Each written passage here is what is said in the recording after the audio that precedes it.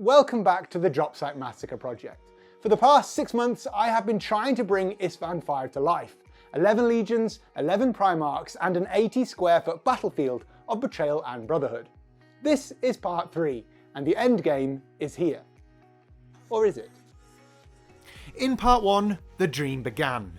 Armies were assembled, the legionometer roared to life, and the vision of Istvaan V started to take shape. I was hopeful. In part 2, the story grew. The Iron Hands, Raven Guard, World Eaters and Salamanders marched to war, joined by incredible collaborators who brought the heroes and villains of the Heresy to the tabletop. And now, part 3. The finale looms, but in all honesty, I am in real trouble. Zorp, Lachlan is on his way here right now. And if you followed any of the previous videos, you'll know that there's a problem. The battlefield, unstarted. The Iron Hands and Raven Guard, unfinished, and there are countless characters and Primarchs still in boxes, unassembled. At this point, I've spent over 1,200 euros just to fly him here and hundreds of euros on models and equipment up till this point. And if I'm honest, it all feels like it could just collapse in utter disaster. The one saving grace, Lachlan. He's a true genius when it comes to wild board builds, and if there's anyone I trust to take on a challenge this absurd, it's him. We've actually shot the huge Cal series together on his channel for the 2.0 launch, and over the years we've collaborated in so many different ways. He's not just a colleague though, he's a good friend, someone I can count on during the rough patches on YouTube and even in life.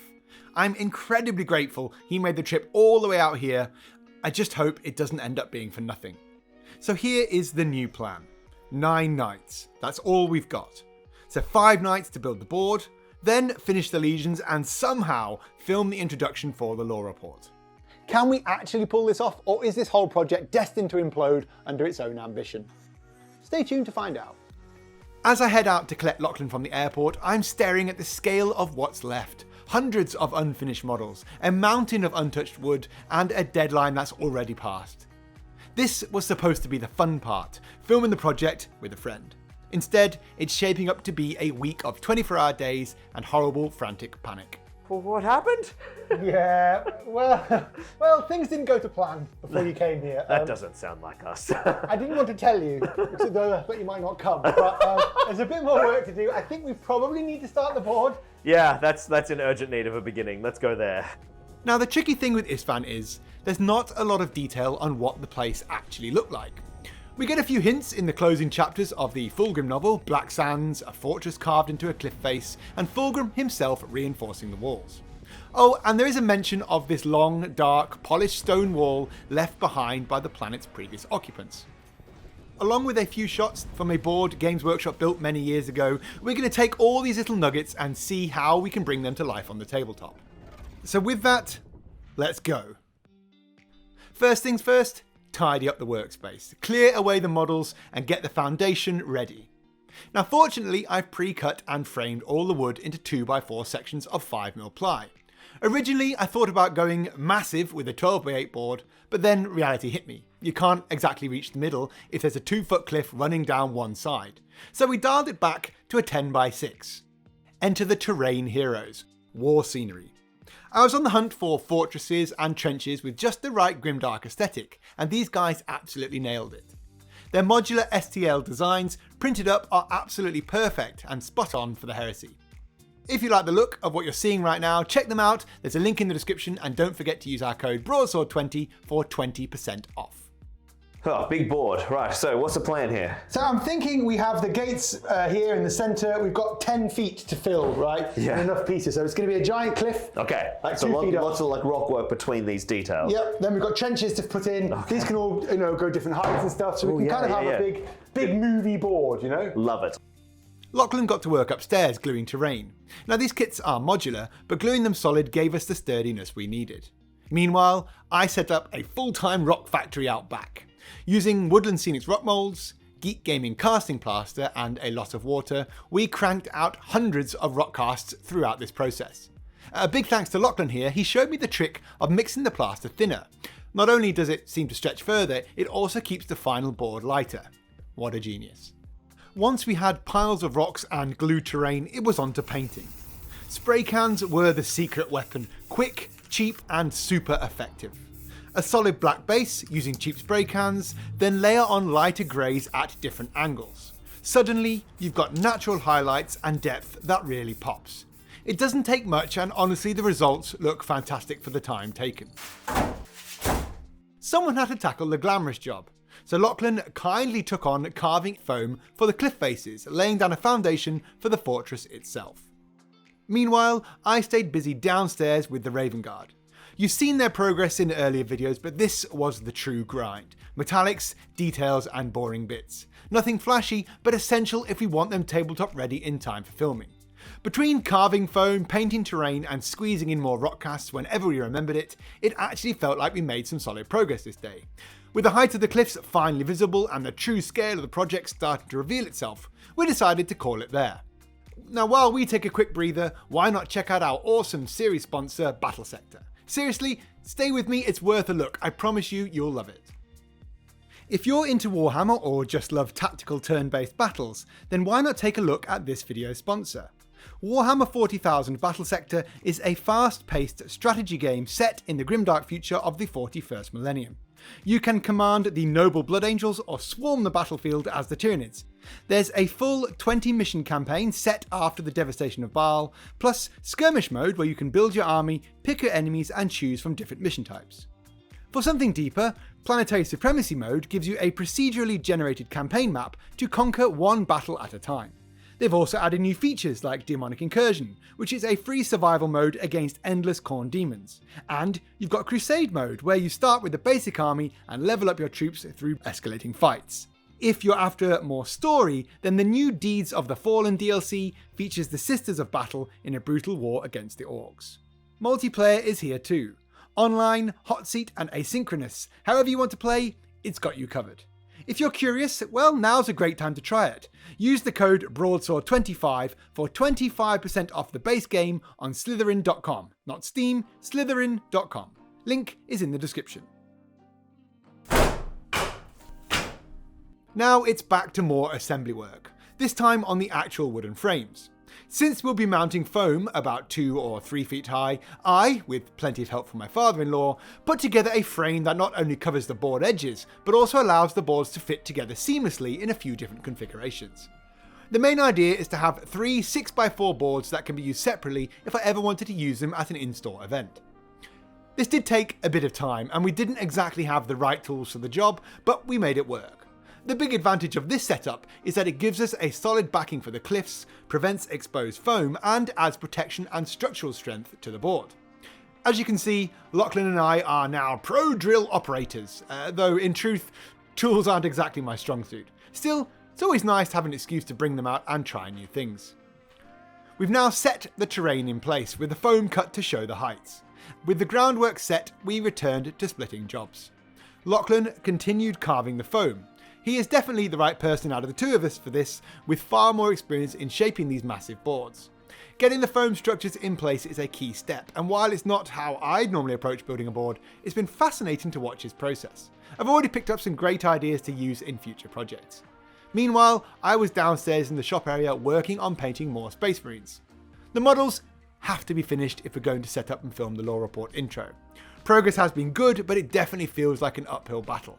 So for the last 2 days, I have been foaming. We now have this kind of foam skeleton, this structure that we are going to now cover in cliffs and rock molds. It is just so frustrating how long this takes, but all of the hard work is done and we need to get some rock molds. Let's go and see what Ollie's been doing this whole time down here in the shop. He has been hooning through his Space Marines. Raven Guard time, Ollie? It's still Raven Guard City, yeah. It's rock mold and Raven Guards whilst you're up there foaming and rock molding. It's been a process. It's hard to show everything we're doing here in a 20-minute video, but I thought this was a good spot to talk about rock molds again. We've been at this for 3 days straight now, probably churned out around 150 molds or more, and honestly, I'm still not convinced that'll be enough.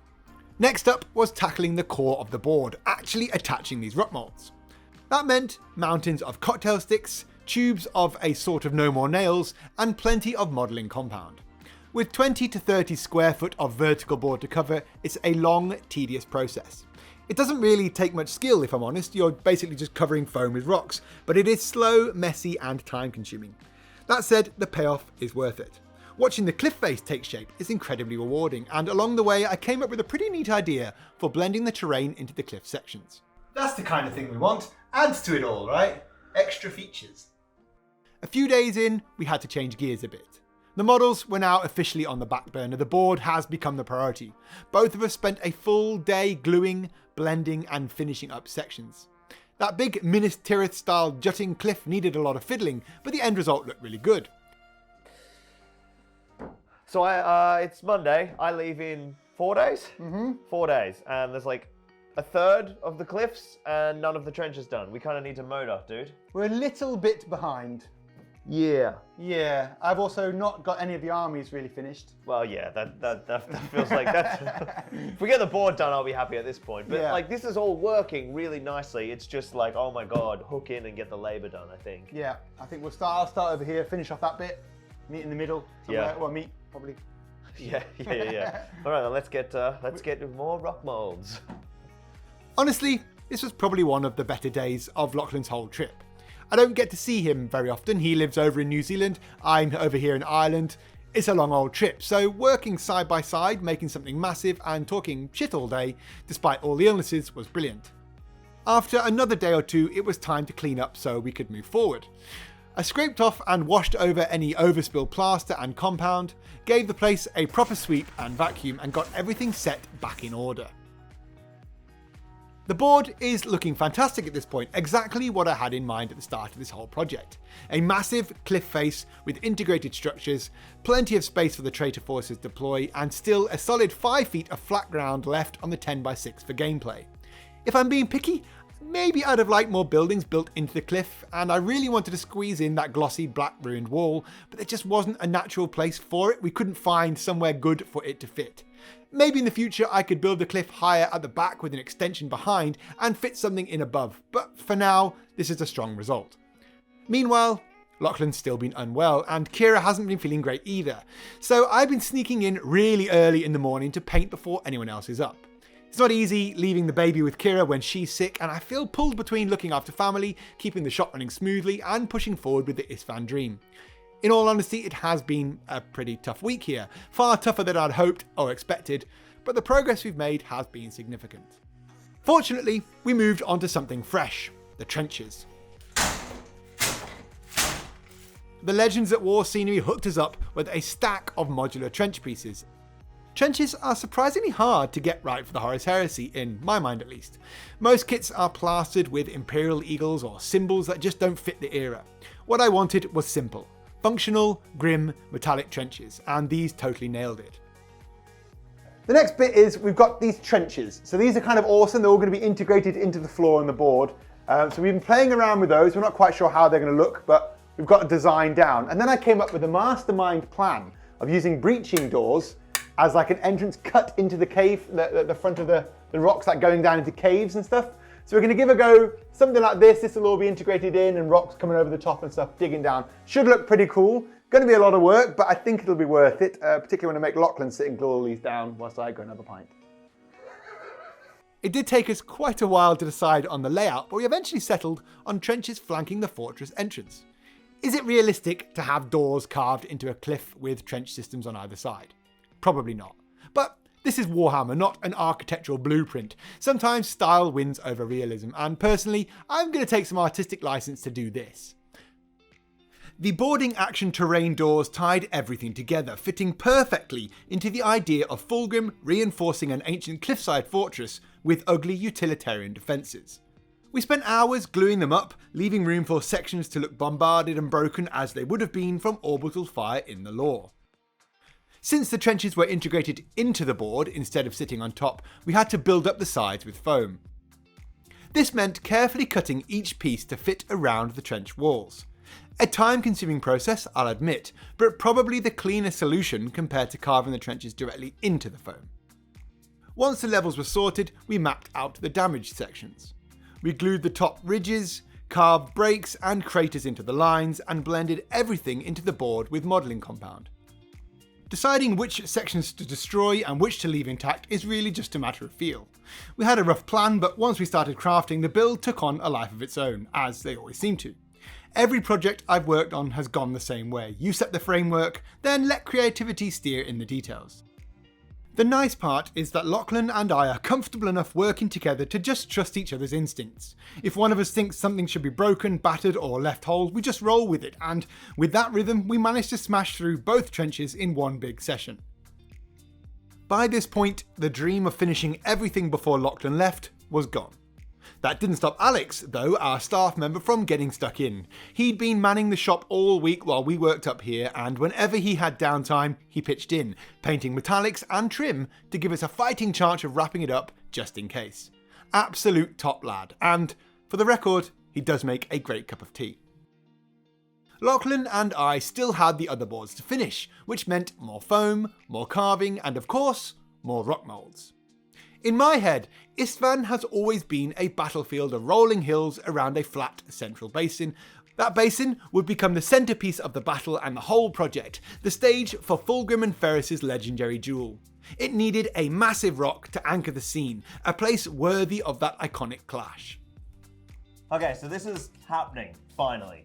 We've got these two panels, which obviously still need a bunch of carving. Ollie's working on this kind of big pride rock for the Ferris Fulgrim fight.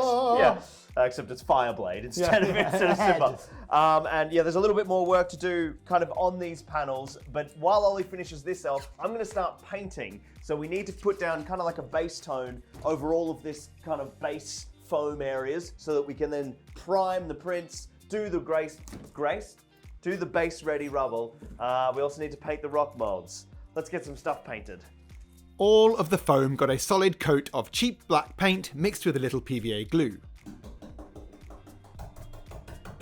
Next came the rocks. For this, we used a technique called leopard spotting. We used a watery dark brown paint, flicked it across the surface to break up the tones. Real stone is never just one colour, so this step is key for making it look natural. The only downside, I had to run around with a towel while Lachlan gleefully decorated the studio walls with wayward paint flicks. On purpose, I will add. Once the brown was done, we washed the rocks with a thin black paint layer.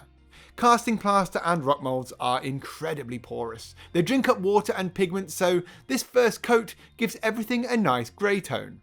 From there, it's really easy to build up depth with additional layers. You can achieve a similar look with angled spray paints, and it's something I've done many times before, but since this board is meant to be dark overall, we wanted the buildings to pop against the rock. The slower hand painting method made more sense.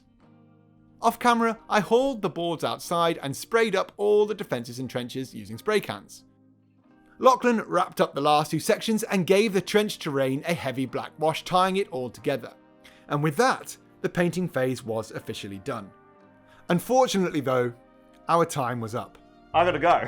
Oh, thanks, mate. Yeah, I think we recommended we'd have this done by Tuesday. It's now Thursday night. Yeah. It's good. What have we got left to do? You need to do all your base readies and your rubbles and pick out a few of these details and walkways, right? Yeah.